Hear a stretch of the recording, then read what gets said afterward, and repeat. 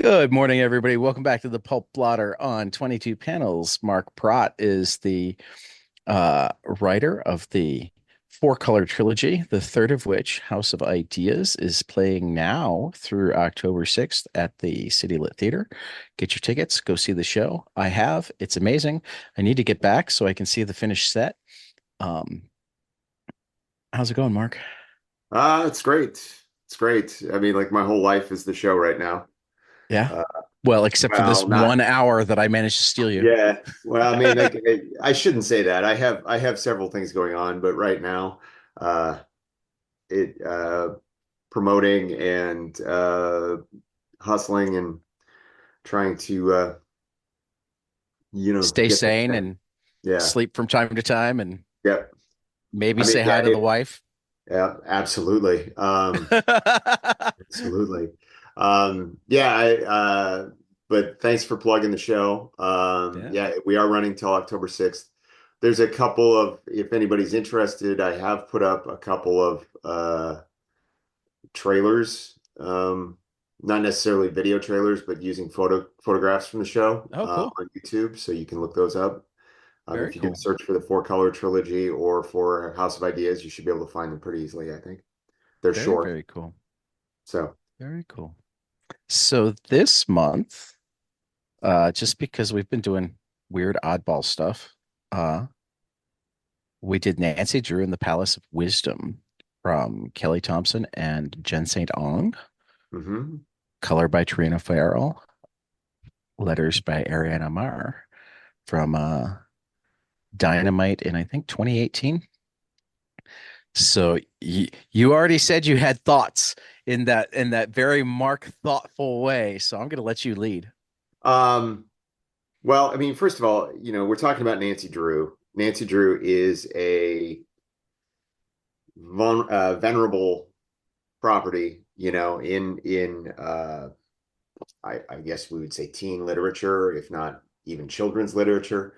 Um, of course, one of the famous things about both Nancy Drew and the Hardy Boys, who also figure in this story, is that they were originally created in the 50s and uh, that um, and I should know this, but the original authors is completely blowing out of my head right now. So, but that the books have been systematically rewritten like every 5 to 10 years by various ghost authors to update them just over and over again.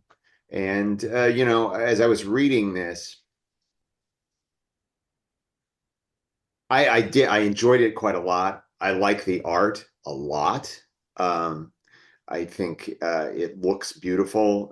It's a very breezy read. It's fun to read.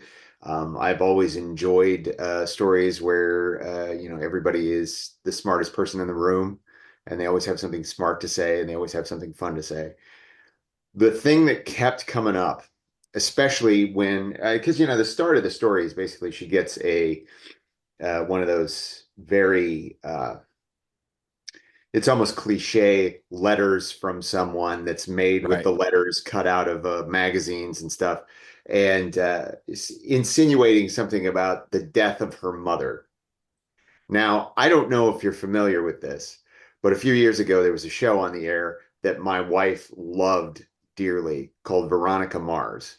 Oh, I love Veronica Mars. And at the time when we were watching it, it was like, oh, this is like Nancy Drew crossed with Buffy the Vampire Slayer. Yeah, yeah. And that is right down to the, murdered mother thing. Right. And, I think I don't think it's a spoiler. Plus, the book came out in 2018, so I'm not totally beholden to spoilers. But I mean, Right. the mother thing becomes a bit of a red herring. Right. But when I started reading it, I was like, this is sort of just like, okay, so Veronica Mars, I won't say ripped off, but homaged Nancy Drew, and now we have Nancy Drew homaging Veronica Mars. So it felt like it was a sort of thing where it was funny. We were talking about how this book, uh, I mean, it's obviously was a series that this is a collection of. Right. Five Ends on a issues. bit of a ends in a bit of a cliffhanger that's never really been resolved that we know of. Right. Um, it doesn't quite surprise me that it didn't continue, just because, especially even in 2018, that's even closer to the Veronica Mars thing. And it does like it's funny. This is me talking. This is a real meta commentary on it. But I mean, Right. it is because like I said, I enjoyed reading it. I thought it was a really fun, breezy read. I would recommend it to anybody who likes this kind of thing, detective fiction and that sort of thing, because it really was fun. But in the back of my head, I was like, man, I have seen this before. I have seen it before. Um, and I don't know. I mean, I think maybe that might, Well, I mean, that's, that's kind of the nature of oh, sure, um this type of thing is it's not like necessarily new and fresh except for the take itself. sure. Um But I mean, that's what I'm saying. I and think, uh, you know, I feel see, I've talked to Kelly Thompson about this book, but it's been a while and it yeah. wasn't like the primary focus of our talk. But I feel like Veronica Mars came up, so I think Veronica might have been like a direct influence. Oh, Um, I think that's clear. I mean, I'm not yeah, even, look, I'm not, this is just my reaction to it. right, If somebody, this would be, if I was giving it a star rating, it'd be 4 out of 5, right? right, I think it's right. great, but it was something that kept coming into my head as I was reading it. It was like, because it is like you say, like when you do one of these detective things, like famously there's the people who say there's only four stories, Right. and it's all about how you tell it Right. and the style of it. And I Yeah. thought that the style was so in sync with Right.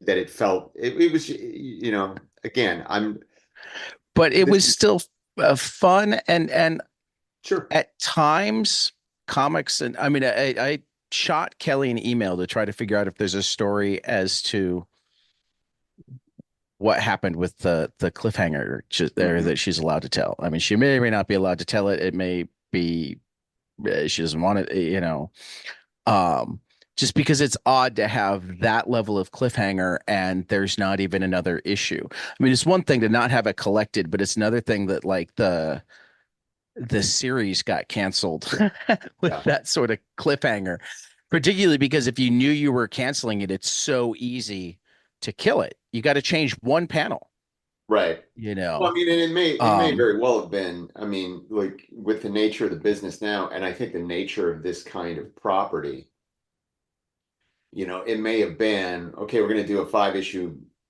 miniseries right. called Nancy Drew and the Palace of Wisdom. And if that goes well, then we'll carry it on in Nancy Drew and Right.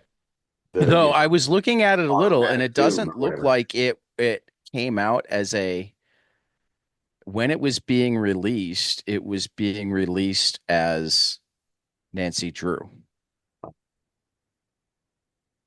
Um, Well, I mean, I don't know.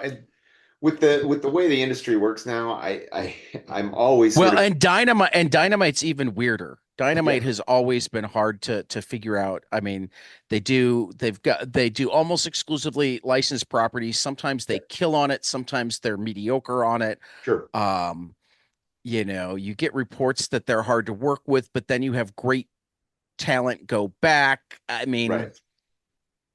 Well, I mean, and the yeah, thing is like, licensed books are always,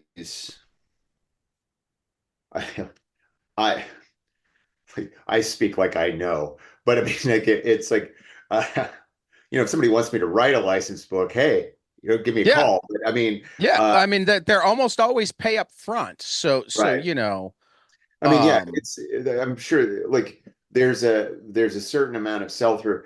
It does come down to that whole life thing with the who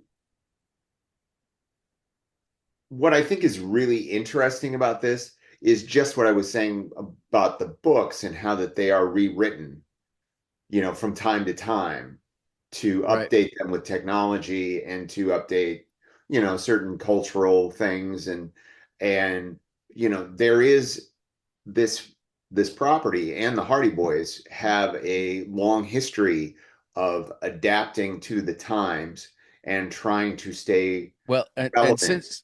since we went back to that, both of them were created by publisher Edward Stratemeyer. Right. Nancy Drew Mysteries came out under the Carolyn Keene pseudonym Carol that Keen, that's stood right. in for many, many different writers that worked on it. Right. And the Hardy Boys came out as Franklin W. Dixon, that Right. also um, had a number of ghostwriters working under it. I mean, and when I was introduced to these And the characters, Hardy Boys actually debuted in 1927. I thought it was much earlier than that, or much later than that. Because I From mean, I 1959 to 1973, the first 38 books were extensively revised to remove social and ethnic stereotypes. yep. Yep. I mean, like there is something. It's just a really And interesting. Nancy Drew started in 1930. Hmm. And again, starting in 1959, were revised and shortened. Yeah. Um, Yeah, it is in a way, I mean, and I do not I don't want to say this is a pejorative, but just as a descriptor, I mean, these are sort of prefabricated properties. oh yeah. Somebody was writing them, and I mean, so like like there's a long history of trying to revamp them for new generations, and this is an excellent job of doing that. Um, it but it does. I mean, it really is interesting to me. Is like we were but talking. I mean, you've written a. I missed the last part of what you said. Oh, I said you've written about comic book publishers. This sounds a Sure. lot like, the publisher saying, "I need a Superman. Give me." Right.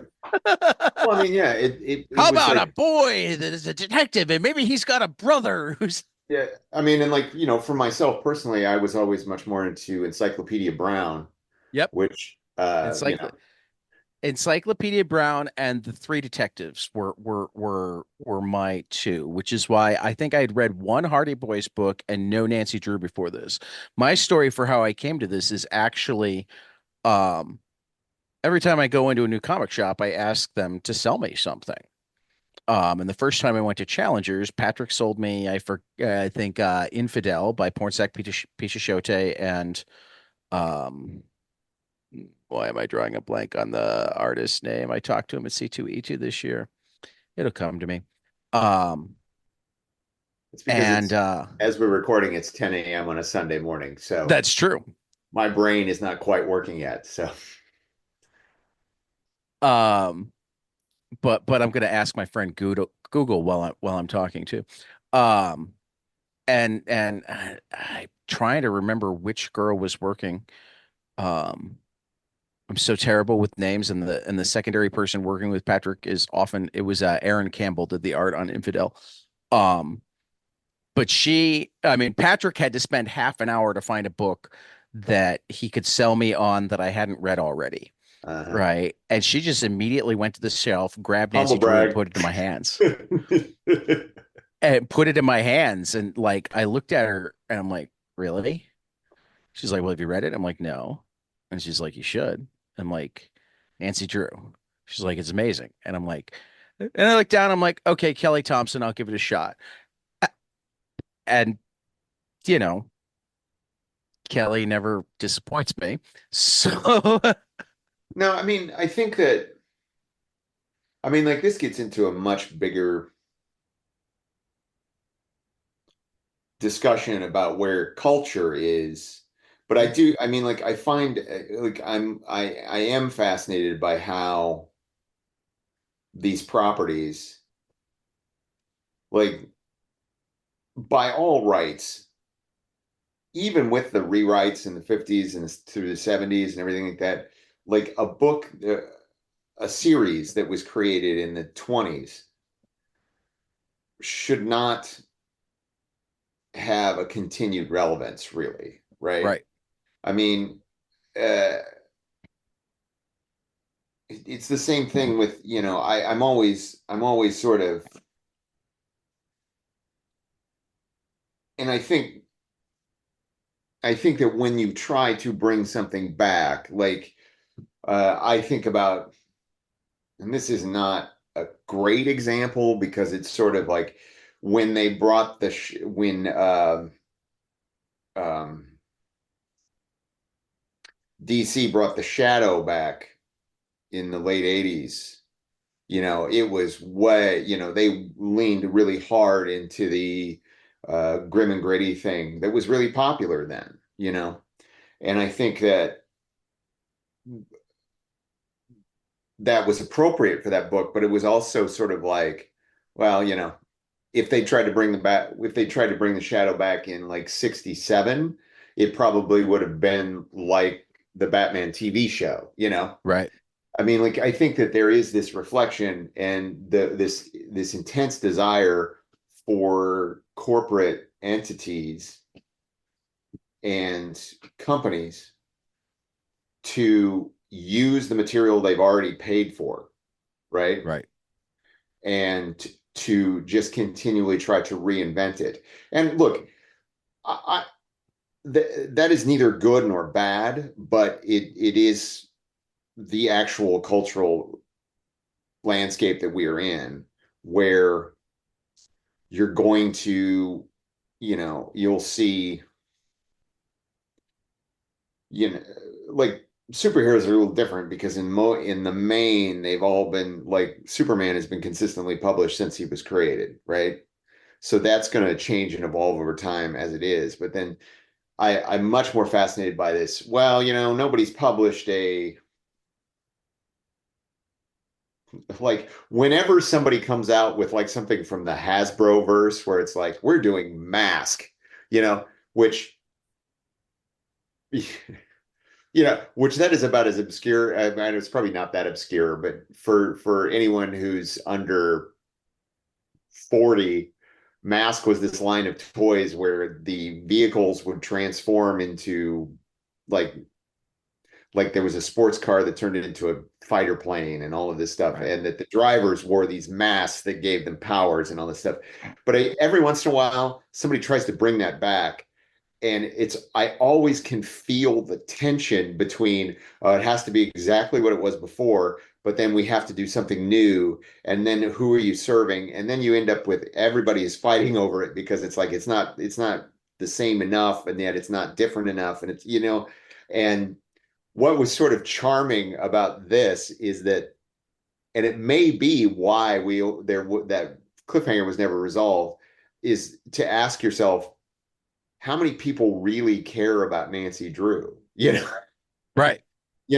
and I mean, like my wife's a huge fan. She has t-shirts and all sorts of other stuff and socks and I have a warm feeling for that. Like I said, I was more of an Encyclopedia Brown kid, but Right. but in what this book is, and again, I'm going to say it again. I really like the book as what it Hmm. is, but what it is, okay, so there was this TV show that was fairly successful, and then they made a movie out of it that is clearly beholden to this property. So let's do this property like that. I mean, and um,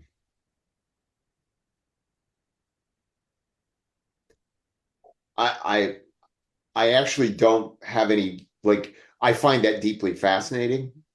I don't Well, know actually, how I think in some ways the more obscure property is more ripe for doing stuff with because like the serious Nancy Drew fans are likely to pick it up, but if they hate it, there aren't enough of them to sink it.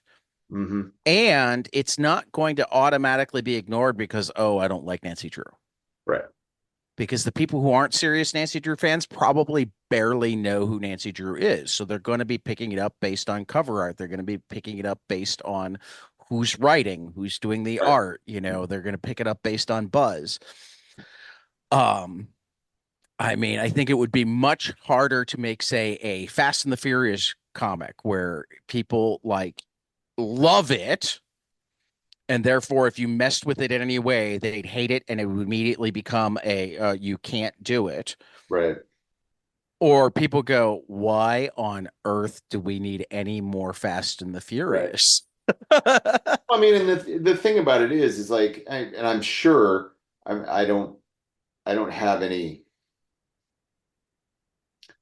This is just a supposition on my part. I am sure somebody over the last 20 to 30 years has tried to do a Nancy Drew comic book before. Oh, You there's know, been no, there's been many since then too. yeah, They just it's weren't just, actually specific. I mean, there have been lots of Nancy Drew comics. yeah, I'm just saying that, it's still, I mean, Dynamite didn't stop making Nancy Drew comics, which is one of the reasons that I like, they just stopped that particular series. That's why it was weird to me. I mean, because I don't know Nancy Drew, but I am pretty certain that the two characters that were at the high school that she was in the beginning and the ones that texted her at the end, Kelly created. I don't think they're part of. yeah. No, no, no. At least to my memory, um, like George and Bess. Bess was always sort of like the Doc Watson, Right, right, I'm going to ask the question so that Nancy can tell me what she's thinking, right. the sidekick. And then, and of course, the Hardy Boys and Nancy Drew are so intertwined at this point Well, in that they're in the culture. same. I mean, Yeah, they were created by the same publishing house. They were set in the same fictional uh the Bay books looked Port. exactly the same, except the Hardy Boys Right, were blue and the Nancy Drews were yellow. Uh, right, um, right. yeah, no, I think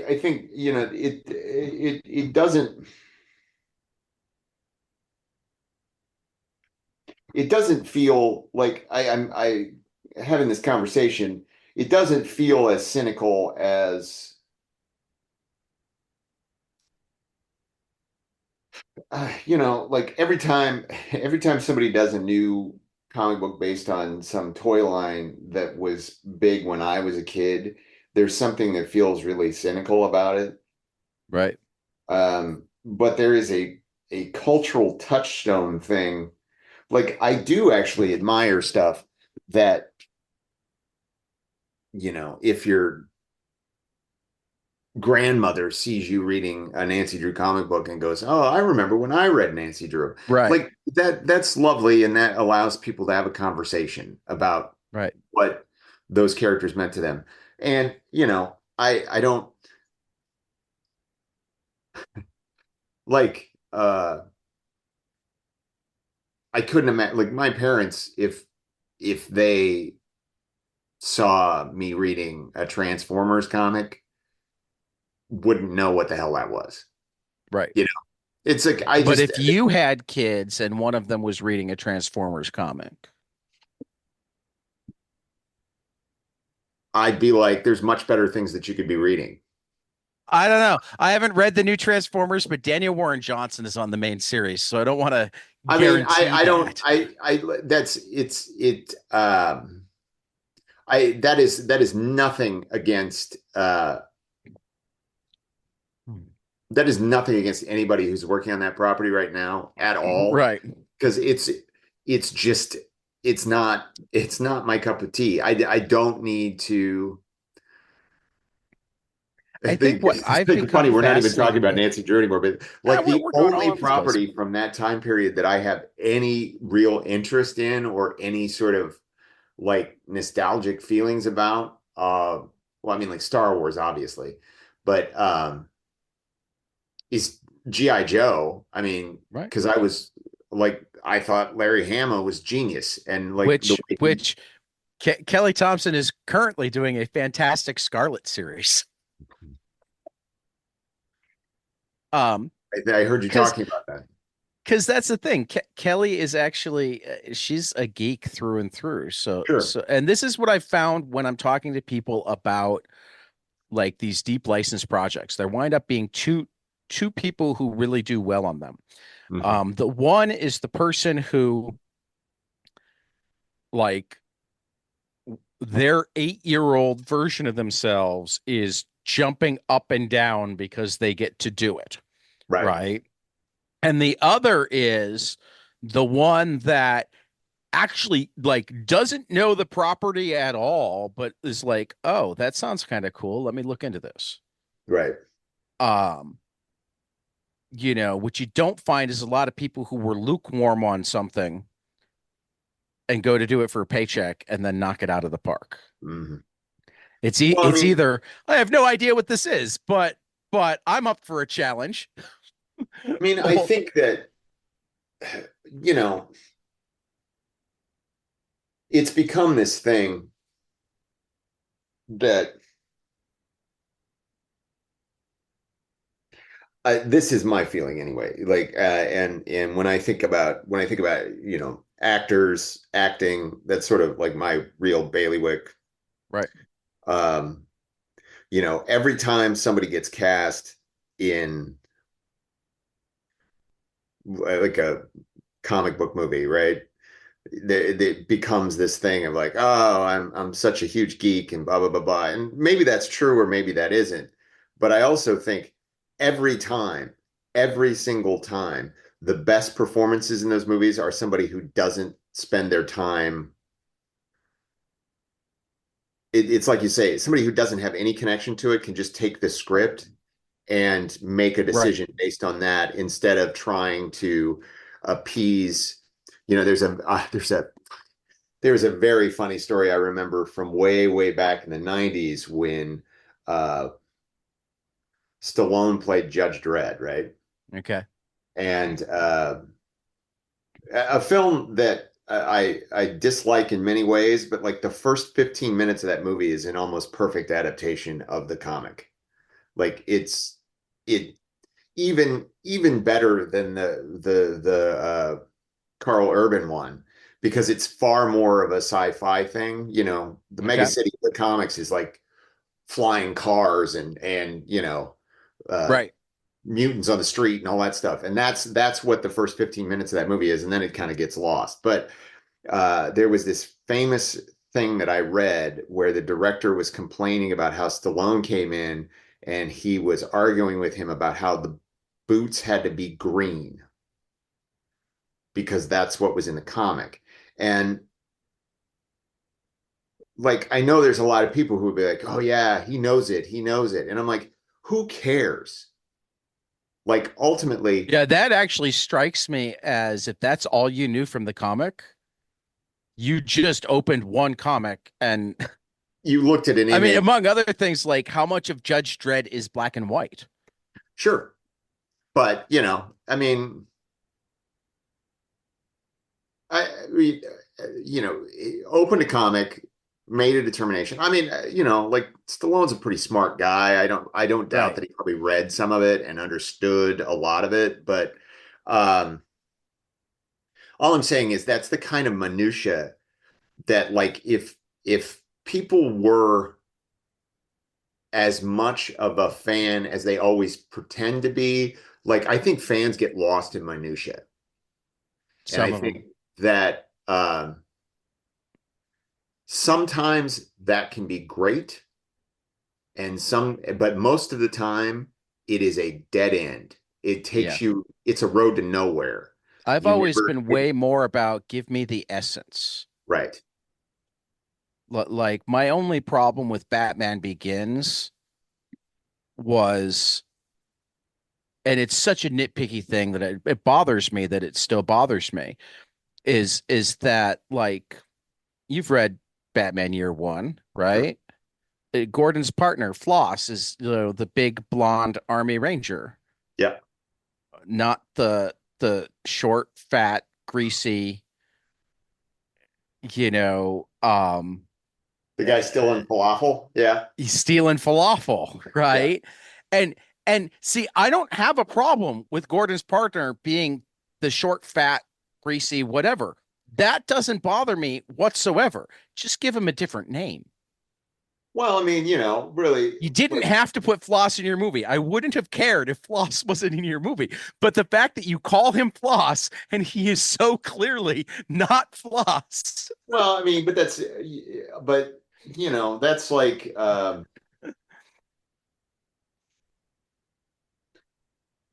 well, we're way off topic again, but I mean, it's just No, like because I mean, when you I watch think the, it's a legitimate topic to talk about. sure.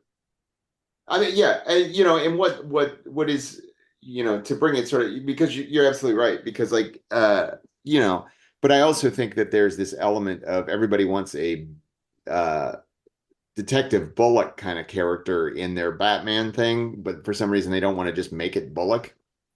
Right. Because like Eckhart in the Tim Burton Batman, that's essentially Right. Bullock.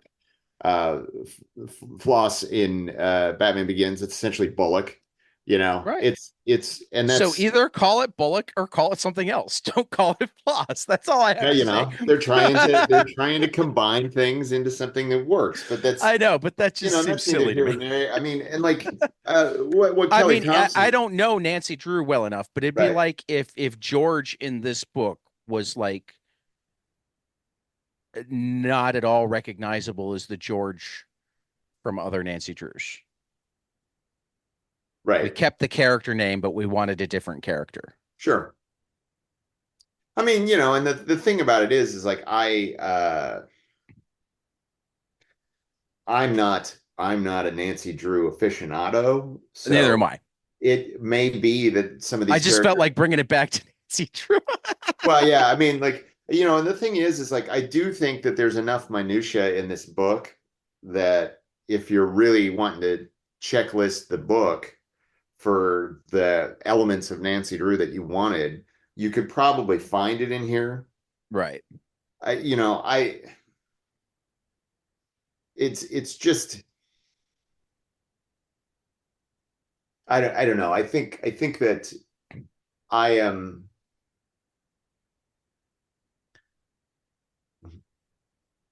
it just strikes me as really interesting that I the mean, way here's a that question that I people don't become invested in these things that uh, and and here's a question that I don't actually even know the answer to. Is George a gender flip? um Um, I I think, okay, it's been a long time no, it since says I read. George is a tomboy. So Yeah, no. yeah, But see, in general, I have less trouble with gender flips or different racial casting, whatnot, if the character still feels right, sure. that then like massive personality changes. Oh, And I sure. know that that's No, I mean, just I think me. that, I mean, like the only time, I mean, again, like this is sort of me in the world of theater. And if there's anybody from theater who's listening to me, they'll probably hate me after I say this. But I do think that the ability to gender or race flip a character has to take into account what the show is about. Hmm. Like I recently saw a show where part of the storyline was about how the main character was the first female to be allowed into this organization. And but then as I was watching the show, there was a whole bunch of gender flipped characters. Not that, just and Right. it muddied that point. Like that's part of the point of the show. And Now, now gender flipped in terms of just the actor or gender it's the flipped in actor. terms, okay. See, And, I think I'd and have I get where you're coming from, but right. I think done well, I would have less of a problem with a woman playing a man than if the character in the show that it was essential that it be a man was made into a woman. I mean, I think that in my opinion, it muddies the water in terms of thematics Yeah, because, I can see and that. it's also, I mean, I should also be clear, like, I have no problem with like somebody who is, you know, uh, trans woman playing a female character. That Right. doesn't bother me. But it's when you've taken somebody who, and I'm not sure. I don't know some of these people, but it's like once I've clocked that when if the actor playing a male character reads as female to me, then I'm like, But see, I and would actually just say that that's a problem with the acting more than the cast. I mean, well, I obviously mean, the and that is a casting because problem they with the didn't pull it acting. off. But I mean, like if we're talking about a play, Right. that's definitely like that's part of the whole experience. Like Right. if you're looking at it in terms of how do I feel about the No, show, but what I'm saying is, but to me, that doesn't mean that you couldn't cast a woman in that male role. It's oh that yeah, that woman didn't pull it off. right, right.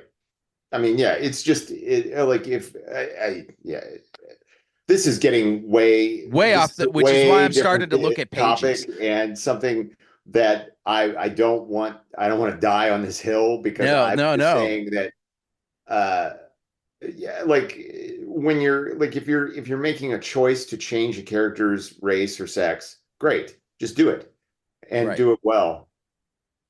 Um, No, that's why I decided to open pages because mhm. then we can see if something pulls us back to the book. I do love the dynamic between the characters. Oh yeah, I mean yeah, it's I don't want to not to belabor the point, but it does feel very Veronica Mars to me. Yeah. Uh, that Well, but it's as you pointed out, Veronica Mars was very Nancy Drew. So, sure, yeah, yeah. I mean it's a symbiotic yeah, circle. it's a circle of influence, and I think that Right. that's I mean that's fine. It's not it didn't but Like some of these I page wonder layouts if too. that's This not part of the reason that they maybe went a different way. If right. they decided to not follow up on this storyline and go a different way, if it isn't because I also the concept of all the concept of multiple covers always is always interesting to me because like some of these alternate covers in this book are so like realistically drawn that Yeah. it's almost disconcerting. I You don't know, I mean, really, what, and like, I understand why comic shops don't always like them. yeah, And I encourage any comic shop that doesn't want to deal with them not to deal with them. right, Why I have come around a little bit on alternate covers is twofold. First, so often a cover will pay as much as like three interior pages and take half sure, as much time as one interior page. And mhm, therefore they're a godsend to artists trying to pay rent. sure, Um, Second, on books like this, where there is a certain contingent that will possibly never read the book at all, but buy all the different covers because it's Nancy Drew. sure. Um, I just yeah, it it just makes it more likely that it gets made, and if it gets made, that means more people get to have a career in the arts, and I'm in favor of that. sure. I don't know. Um, That is a pet peeve of mine of just like that one in particular uh with the 10th Doctor version of Frank Hardy. Um I mean, that's not a bow tie. no, well that's the 11th He's just Doctor. buttoned up. Oh, I thought the 10th Doctor was the bald one. No, no, 10th Doctor is David Oh, Tennant. Tennant. That's right. That's right. It's Smith that was the bow tie. Bow tie. Yep. Well, okay, you're right then. Then he's not wearing Converse, so it's not. he's got the little flip hair. But Yes, yeah, he no, I does. just it is like I much prefer the yeah. And this actually the apparently very noir version of Frank, the Hardy Boys and Nancy Drew This is actually came out after. yeah,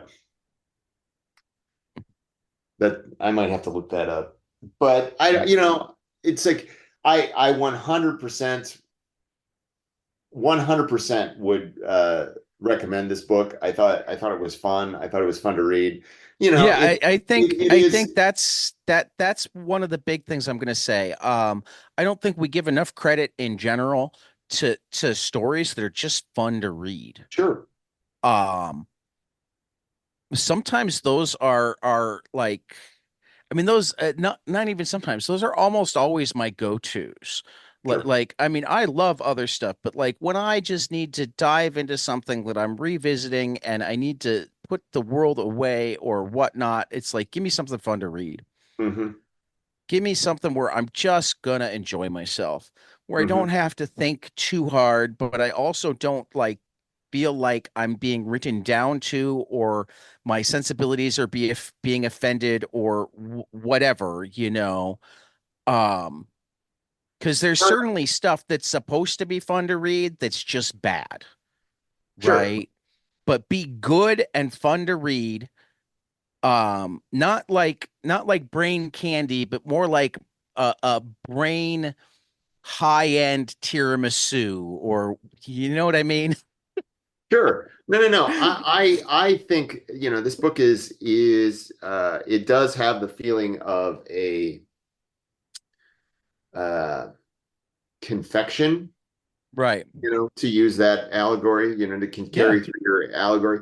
Like I think that there's a lot of cleverness here. There's a lot of, I mean, it the I will say I didn't think the mystery Fantastic was art. much of a mystery. It's like they introduced what's his name, Yeah. the guy who But ended up I mean I mean I haven't read Nancy Drew, but I read a couple of Hardy Boys and I read a bunch of the Three Detectives, and in hindsight most of them weren't much of mysteries. sure, I mean, I but think that's what Scooby-Doo made fun of. sure, but I I think don't know. I Scooby think Doo, as much as I can't stand it, and maybe need to revisit it now, as I realize that it's meta commentary on the Hardy Boys. well, I mean, Scooby Doo is also, you know, it's about a bunch of drug addicts who go around and pull masks off people, Right. Right. bunch of Um, potheads. No, I mean, like, really, I would also say my favorite character in this book was Bess. yeah. Uh, Best the killed it. the recurring joke about her parents never being home Yes. never failed to make me amused. Yep. I and she was I don't know. I think that Well, I also thought writing it was writing writing women who are this is interesting because actually House of Ideas, I just recently had a few people talk to me about because Stan and Jack, Roz Kirby and Joan Lee are also major characters in this play, that they were really thought that those characters came off well. And I was like, well, yeah, and that's because I think that writing fully feminine women is so much fun as long as you keep some sort of sense of uh intent and self-possession. And I think that what was great about Bess in this book was like she is clearly the most, you know, girly girl of all of these characters. And yet in a way, she was always my favorite.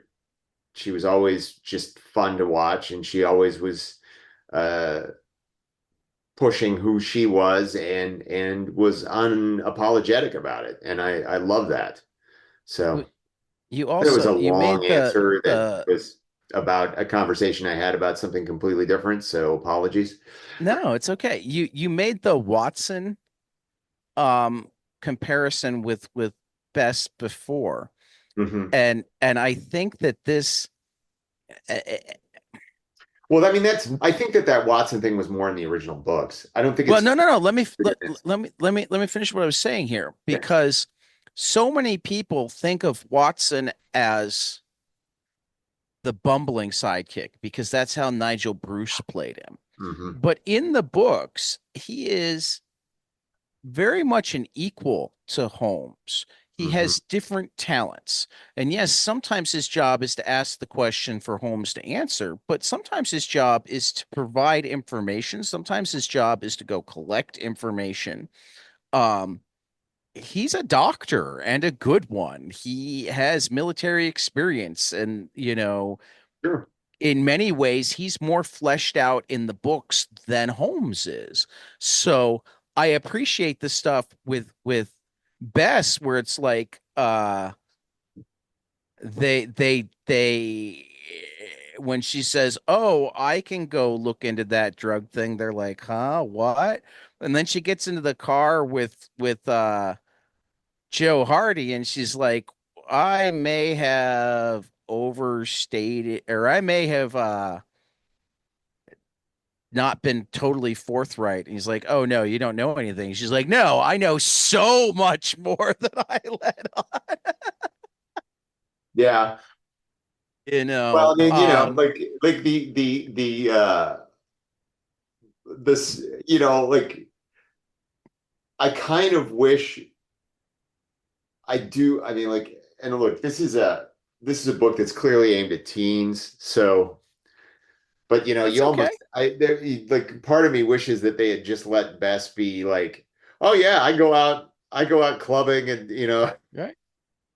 and I I mean, take she came close to that. sure, but I mean like and it's like, oh yeah, I take ecstasy all the time or whatever. Because Right. that's the other thing about excess. I'm like, could we not just called it ecstasy? I mean, like, I'm always fascinated in comic books where they're like, oh, we should come up with some different thing You that sounds know, kind of like it. I'm like, if I had to guess, that was a requirement of the Nancy Drew people. oh, I'm sure it probably was. Yeah, yeah. No, I mean, again, from talking to people about working on licensed for properties, sure. that there are a couple levels of challenges. The first is, writing the story that feels appropriate, but then Sure. it's like you have to have your editorial interested. And once Right. your editorial is interested, your editorial is more likely to be like comics editorial. Right. Um, it has to then get through the licensed people, and Sure. they'll sometimes be against like the weirdest things. Yep. And sometimes it's cool, like if it's a currently going process thing, you sometimes get to learn something about what's coming up in Star Trek because it's like, no, we can't have you do that because Yeah. and No, I sometimes think, it's like, really, you don't think the character would well, yeah, are I mean, we like, watching and reading the same things? I've read plenty of people talking about working with Lucasfilm and how hard that can be. And, Yeah. I'm sure, actually, was this about the same time that, because there was like a CW Nancy Drew TV series for a There while. was And um I wonder if it wasn't at the same Nancy Drew time. TV series. Yeah, it was 2019. Yeah. So this might have even been like, because this came out in single issues in 2018 and trade in 2019. So it might have Yeah. been considered like the TV tie-in. Well, I mean, and quite honestly, not to be stereotyping, but I mean, it was a CW show. Right. I bet you it had very much the same tone as this. Right. Um, Yeah, 2002. I don't remember that There were, one. yeah, there was a 2002 and a 2004 movie. Looks like the 2002 was made for TV. Right. Well, there was there was there was the Nancy Drew and Hardy Boys mystery show that Yeah, was in the early 80s that's right. because Sean Cassidy played Joe, and my sister was deeply in love with Sean Cassidy. So, um, but I think that I mean, I think that very much.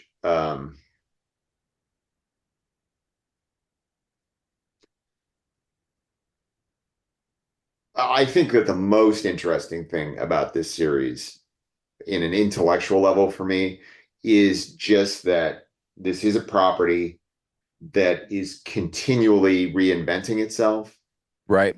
and continually updating itself in an attempt to maintain this sort of space with, you know, young teens and children. Um, it's just it is really interesting to me about I would be very interested to know why it didn't continue. The storyline didn't continue. Yeah. You know, Well, maybe Kelly had a terrible time with the licensor. yeah. Who knows? Well, with any luck, I'll at least be able to tell you. Right. I don't want to promise that I can tell our listeners because there's some things that I get told that are for me and certain people, and there's some things that I get told that are allowed to be shared. Um, but I like to think of Kelly as a friend. She might still be more of a friendly acquaintance, but we trade pleasant emails and whatnot, so I have no doubt that I'll hear back from her. And it might be, yeah, I don't want to talk about it. I mean, and But that's yeah, I think no, that's an answer unto itself. yeah. But yeah, no, I mean that's one of the things that I found when I reread this is every time I reread this, going back to the whole confection thing, it's just this sweet, wonderful experience. I never regret spending the time with it again. I don't necessarily feel like I got any deeper understanding of it than I had the last time, but then Mhm. that last page is always a kicker because I get to that last page and like I want more. I want more both because it reminds me of the two characters from the beginning that I really enjoyed and we didn't get to see again because she went back to Bayport. And I want more because it's like, whoa, whoa, we've had this detective like on her ass the whole time, and now suddenly he gets to arrest her, and that's it. Mhm. I like, I want that next book. What was funny when I was reading it this morning, and I went in and asked. Like I said, my wife read was far more into this than I was, Right. and I couldn't remember because I know the Hardy Boys. Their father was a detective, like a private detective, Okay. and I knew that Nancy's father had some sort of job, and Colleen was like, yeah, he was a lawyer. Okay. So I was kind of surprised that and it struck me when the policeman came the first time that police detective showed up. I was like, wasn't her father a cop or something? Right. And no, and I remembered, oh, that was Veronica Mars. Uh, Right. but yeah, I don't know. I think if you're interested in Nancy Drew, it's well worth Or, reading. I think. or even just a good YA Mhm, um caper story, mhm, mystery story. mhm. Um, I mean, it's a fun read. Well, yeah, I It's mean, and it's as I'm a it's certainly YA, but it also isn't so well, I there mean, is an edge to it. YA has kind of become a catch-all um for a while it was a catch-all for chick lit, but Right. now it's become more of a catch-all for look, yes, this is genre stuff, but it's not necessarily as hard edge as the stuff that you might run into in the mystery section or the sci-fi section or the, you know, it's not it gets put as middle grade if it's really for kids. Right. YA is more high school kids will like it, which means that also adults will like it because more Sure. times than not, by the time you're in high school, at least as it comes to your media consumption, your tastes tend more towards adult anyway. Yep. Um, so it's more there won't be sex and gore, or at least there will be limited sex and gore. Although I will tell you, I thought this book was a really horny book. Yeah. Oh, absolutely. Yeah. Yes. I mean, again, high school. Yep. You know,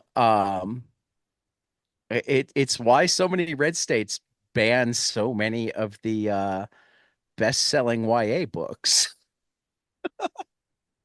because they deal with things that teenagers think about.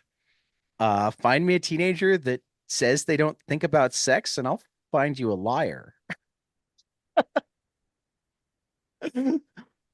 I mean, I guess there might be like one in 1,000 that are truly asexual, like don't even, but even they probably think about it because it's like, why don't I think about it the way my friends think about it? Mhm. They might think about it more. Um, but Well, yeah, yeah, no, I don't know. I really enjoyable. I thought, yeah, the art's fantastic. yeah, it is. It's beautiful. Jenn St-Onge does some really great acting, facial Right. acting with all of these characters. Layouts are great. Well, I mean, I always feel Even like, and I do need to wrap up here, but right. I always feel like a slightly more cartoony art style allows so much more expressiveness. I totally agree. I Um, totally agree. like the sole exception to that, in my opinion, would be like Kevin McGuire, Right. who is one of my personal favorites, but like Hmm. somehow he can draw fairly realistically, but also get every nuance of a facial expression out. Right. But yeah, I think that anytime you have more, Well, it's because I the mean, emphasis is then on the expression rather sure. than the wrinkle Well, yeah, or the and not, when you break a human face down to its bare, you know, uh components, here's a mouth, here's a shape that's a nose, right. here's two eyes, then and that allows you like just the shape of the mouth makes all the Right. difference. I Right. think that that's super interesting. So Yeah. anyway, but I All do need to, righty. I do need to head off, Chad. Any So thoughts on next month? Or do you want to uh, trade I emails? I need to think on it right now. Okay. I am swimming in a number of things that are coming to a head next week. No So problem. we can talk about it after next week and then we'll determine what to do. We'll figure it out. We'll probably even be pushing it back a little bit because we pushed this one back enough that we're like, I think technically 2 weeks away from when we would normally be doing an episode. Yeah, yeah. We probably should. Sorry, I'm Maybe busy. after your show closes. Yeah, that would probably be a really good thing for me. Yeah. Although I am out of town the weekend after, so Yeah, we'll figure it out. it'll And you be, deserve to be out of it'll be town. our standard bi-monthly schedule. Yeah, we'll get there. For Mark Pracht, and don't forget to hit up the CityLit Theatre where the House of Ideas is playing through October 6th. This has been the 22 Panels Pulp Blotter book club. We will see you after the next page. All right. Hey guys, this is Tyler from 22 Panels. I'm here to tell you all about our Patreon. If you enjoy this show, please consider donating to our Patreon to keep this show going. We have many different tiers, all different levels to help you decide what's right for you. Okay, so get on out there to patreon.com/22 Panels Podcast.